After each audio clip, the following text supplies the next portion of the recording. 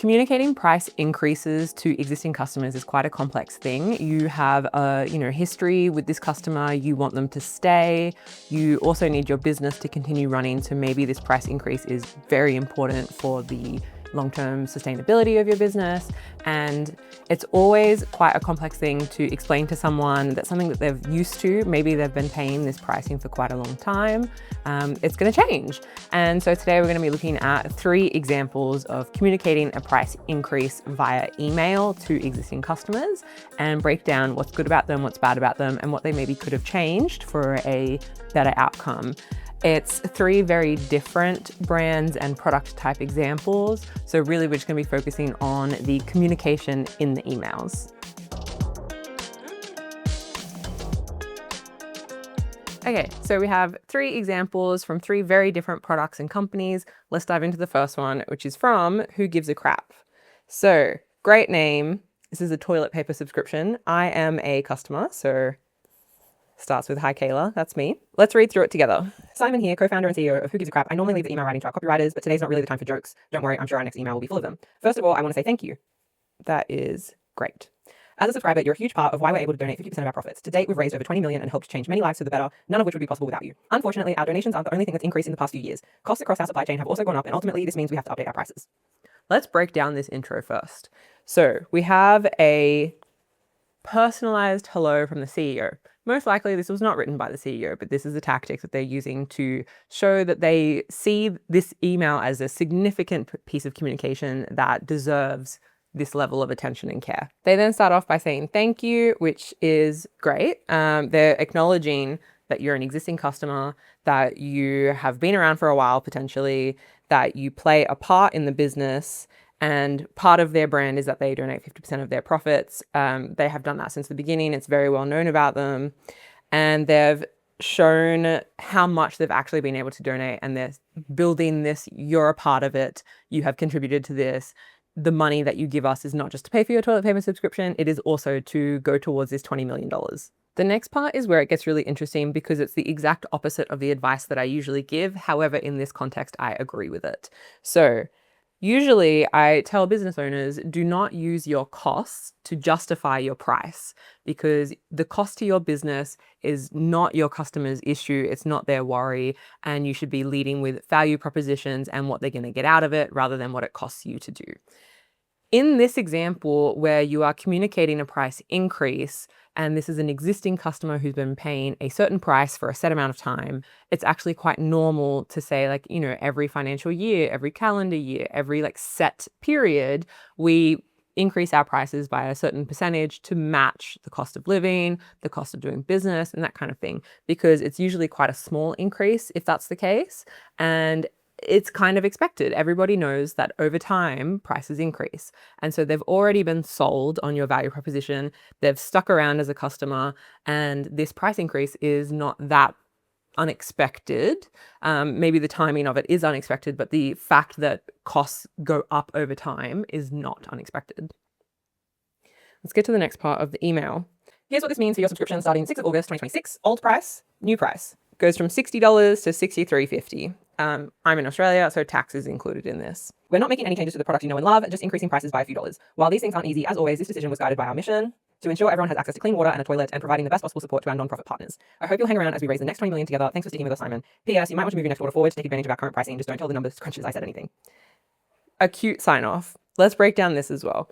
Whenever you are communicating a price increase, I think it is an absolute must that you include the old price versus the new price. This is because it's transparent and it's showing the customer that you actually care about them and you want to make things easy for them. Convenience is a value proposition I've spoken about before, particularly in the floristry video, if you want to go check that one out. But it is just upfront and it's good communication. Then they assure you that the product isn't changing, so there's no manufacturing changing, there's no ingredients changing, that kind of thing. So you're still going to be getting the same thing. Absolutely nothing else is changing other than the price. And they've then reinforced that this is a mission-based business. If you have signed up with them because the value proposition of their mission, which is providing clean water and toilets to places that need them, if that is the reason why you've signed up, then again, no change in value proposition. The value that you are expecting is the same. Expectations on the product haven't changed, just on how much it costs. Then I hope you'll hang around as we raise the next 20 million. You know, we're going to continue. Everything else is the same. This is actually a really nice pricing increase email. And of course, love that they say if you want to keep the current price, you still have until the 6th of August to get it. The next email example is actually a 12-month renewal email, which does also include a slight price increase, if I'm not mistaken. So this is for NordPass. They do password protection type stuff. I use them. This again is an email that was sent to me. And we have upcoming payment for subscription renewal. Thanks for using our services. Your payment will be taken automatically on August 4. Unless you cancel before then, you'll be charged our standard price. See all our latest product improvements here.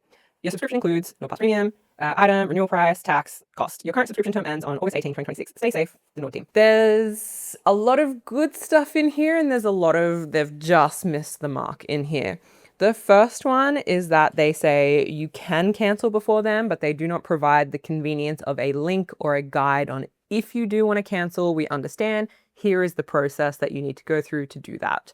That would show that, again, you just care about the customer a bit more. You can then have a sequence set up where it goes to a specific page that's like, we're really sorry to see you go. Here's a discount for if you stay with us or whatever, right? You can have things set up to mitigate it, but you've shown them that you still see them as human and you don't just see them as a number, and you want to make things easy for them and you want them to stick around. You'll be charged our standard price. See our latest product improvements here. This also is a great thing to include. However, I wish that they had put some highlights of the product improvements over the last 12 months in the email itself rather than asking me to go to another web page.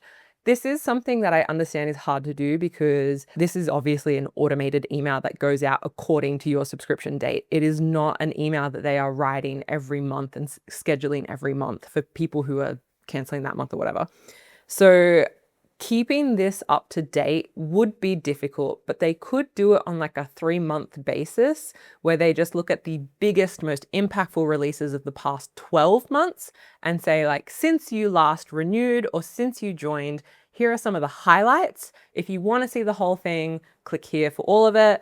But this would be a great place to reiterate the value proposition that you originally sold them on, the fact that software subscriptions are really based on the fact that it will continue to improve, and that's why you continue to pay for it, because it's not a one piece of software, a once-off release where it never changes. The whole point of SaaS as a business model is that there are constant releases, there are constant improvements, and that's why you're continuing to pay. Then having the price, if they did say, last year you paid this year you're going to be paying this, that would be great. Otherwise, I think for the brand, they don't need all of that personality that Who Gives a Crap had. It is an automated email. It's not a one-off email like the Who Gives a Crap one. Their brand, it's also in line with what they are. They're a security software. It doesn't have to be flashy.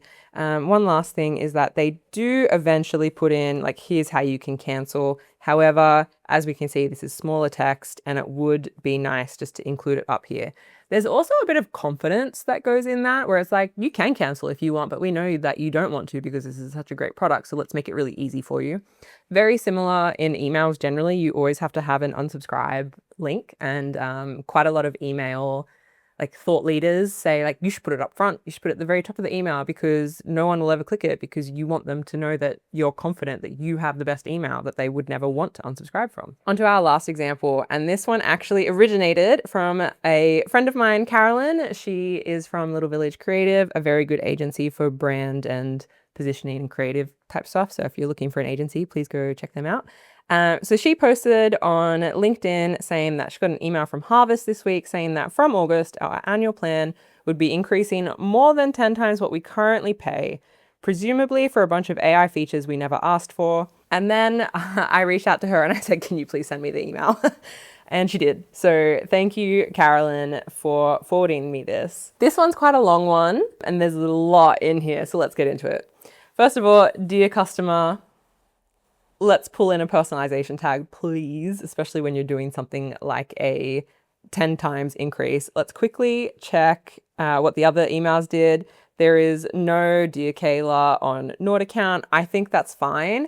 I would rather have no greeting than hello customer. And then Who Gives a Crap did say, hi Kayla. We're reaching out with an important update to Harvest features and subscription plans. These changes impact your enterprise Harvest account. Great that they've included what account you're on. However, this kind of just proves that they should have the capability to put your name in. What's changing? On your next renewal date, August 7, 2026, your account will be transitioned to a Harvest Enterprise plan with unlimited usage billing. You will automatically be billed $7,642.80. Again, this is Australia, so tax included, for your new annual plan. You can always downgrade to Flex usage billing, which adapts to your annual usage and would come to an estimated $3,146.62. Please read this email carefully to understand how this change will impact your subscription and how to avoid any unwanted changes. This is kind of careless wording. Unwanted changes gives your customers a lot of leeway to say, well, I don't want the price increase. I don't want to be changed to the enterprise plan. I don't want my bill to go up. There's so much unwanted stuff happening in this email that this wording really does come across as careless. Okay, they do include a button, which is great, so that you can change things if you want. They also include Help Center link, and they also offer reply to this email anytime. So at least they've made some mitigation so that you have avenues for action. We're introducing 2 new plans, Teams and Enterprise, to replace the Pro, Premium, and other legacy plans. This is something that they may have wanted to have led the email with. Saying you are moving to an enterprise account here, and then it's also saying that this is a new thing. You don't want to just be like, surprise, you've got this new thing, you've never heard this word before, and the explanation for it only comes after a very large price increase, which is going to trigger you into what the hell is going on. Let's continue. These new plans are designed to better reflect how customers are currently using Harvest and to ensure organizations continue to have access to the tools and features they need for seamless time tracking. Along with the updated plans, our new billing system gives you greater control over your use of Harvest projects, tasks, and more. I'm assuming that these are product names. Choose between the unlimited billing or flex billing based on your unique needs. So we're getting into pricing stuff here.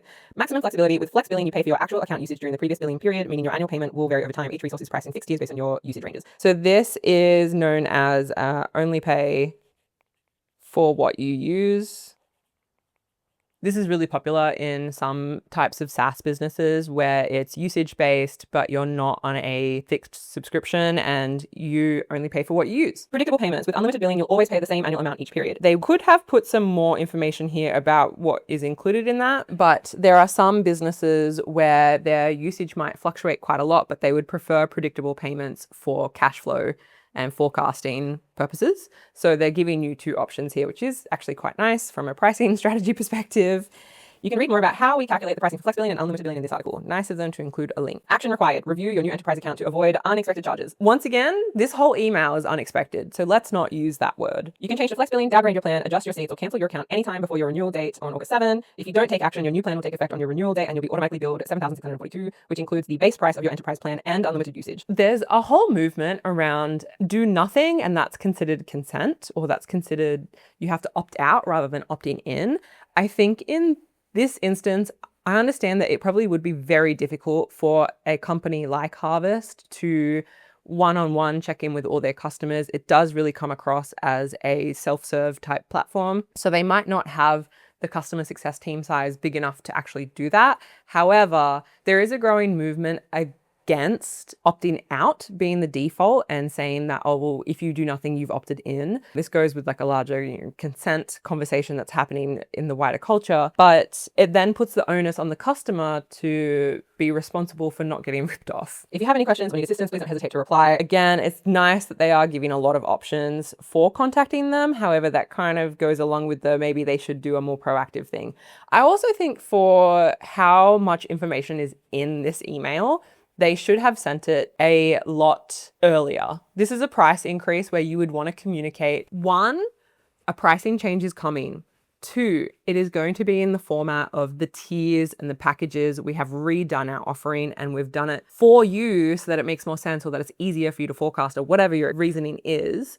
And then after reiterating the value proposition that this is for the best interest of the customer and all these new features that they're going to get, blah, blah, blah, blah, then you reveal the price. A lot of what I talk about in these pricing videos is leading the customer to expectations that they have when they see the price. And so when they see the price and you've set the expectations correctly, what they end up thinking is, okay, yes, this is matching my expectations. This is in the ballpark of the figure that I thought it would be. I'm satisfied. But when you have caught them off guard, started with a very large price increase at the beginning, rather than leading them down this road where they come to the conclusion that you want them to come to, they've totally disrupted the customer journey in a very negative way. Let's continue reading. Access to powerful features. Our team has been hard at work making Harvest more powerful and polished than ever, starting with a sleek new UI for a more modern and intuitive experience, plus Harvest MCP to bring your Harvest data into the tools you already use. We've also rolled out a wave of improvements for greater control and flexibility, including auto-locking of timesheets for better governance, a brand new organizational layer in Teams, custom cost rates for projects, white label invoicing for a more personal and professional touch in client communications, and a significant revamp of our permissions architecture. And the best is yet to come. Bulk actions and a custom report builder are both currently rolling out, with much more still on the way. You can follow our progress and share your feedback on the What's New page in your account. As legacy plans included different versions of the same features, our new plans bring all customers onto the latest Harvest experience. Looking for more information, read our new article for information about which plan and billing option is best for your business, how we calculate usage billing under our Flex plan, how to set up your billing preferences before your next renewal. Thank you for being a customer, blah, blah, blah. Okay, what we're going to do now is reorganize this. So the first section I would start with, if this is going to send out as one email, I do think this should actually be a sequence of emails, is we are restructuring the way that our tiers work. Okay, so that's the first thing. The second thing is going to be the reason why we are restructuring this is because we have made all of these product changes, and these product changes are in your best interest. Here are some of the examples of those features. Here are the value propositions of those features. And this is going to be a better experience for you. Only then would I go to the help article section, which is if you want more information about these specific things, here they are. And the links that you include would indicate that you know what the biggest objections you are going to get are. One will be, well, how are you going to calculate this billing? How do you know what I'm using? Blah, blah, blah, blah. This is objection handling. And then only at the very end would I then put the actual price in. Okay. This is where you've done the expectation setting. You've done the value propositions. You've done the objection handling. And now you get to the money. There's a way better leading the customer gently to the conclusion that you want them to come to, which is change is happening, change is scary, I don't like change, I want things to stay the same. Oh, okay, maybe this change is actually good for me. And then getting to, okay, I'm starting to see the value proposition, I'm starting to be bought into this. And now finally, oh, okay, yeah, I'm on board. I see how this is going to be better for me. Okay, that price seems okay for the amount that I'm going to be getting in exchange for that price. Based on Carolyn's LinkedIn post, she said it was going to be a 10 times increase in the cost that she's paying. So honestly, there might be some other business stuff happening where Harvest is deciding, okay, we only want customers that are a minimum of this size. Maybe Carolyn's agency is not the target customer that Harvest wants anymore. And they're doing this hopefully to do some like positive churn. Maybe they've identified that customers below a certain size are too expensive for them to service or something like that, right? The 10 times increase is quite large, which is why I also think they need to have done this work beforehand to lead in, to send multiple emails, to prepare people changes coming, price increases are coming, but we've done all this work for you. And yeah, it comes across as rushed. It comes across as not very well considered, and I wouldn't be surprised if Carolyn and other agency owners in the same size bucket as her do start looking for alternative software. So hopefully we've learned what to include in a pricing increase email communication. It's things like communicating that change is happening, telling customers why it's happening, why it's good for them, how things are going to change. Objection handling is really good if you're expecting objections. If you're someone like who gives a crap and it's a very simple product like toilet paper, objections are probably not as big an issue for you, especially when it's only a $3 increase. But for products like Harvest, where it's a 10 times price increase, you are definitely going to be getting a lot of objections. And so you should put some thought into what those objections might be and handle them up front rather than reactively. And finally, just remember that you need to be leading customers to your price before you give it to them. If you start with the price and you haven't done any preparation for them, there's going to be a shock. There's going to be expectation mismanagement, and that is going to be so much harder to come back from rather than leading them there and being close, but maybe a little bit off the mark. And then there's room for negotiation. There's room for convincing them. And it's just a much better experience for the customer as well. Hopefully the next time you have to communicate a price increase, you feel a lot more prepared after this video. Please like and subscribe if you want more pricing content. And if you have any requests for what type of pricing comms you'd like to see reviewed, leave a comment.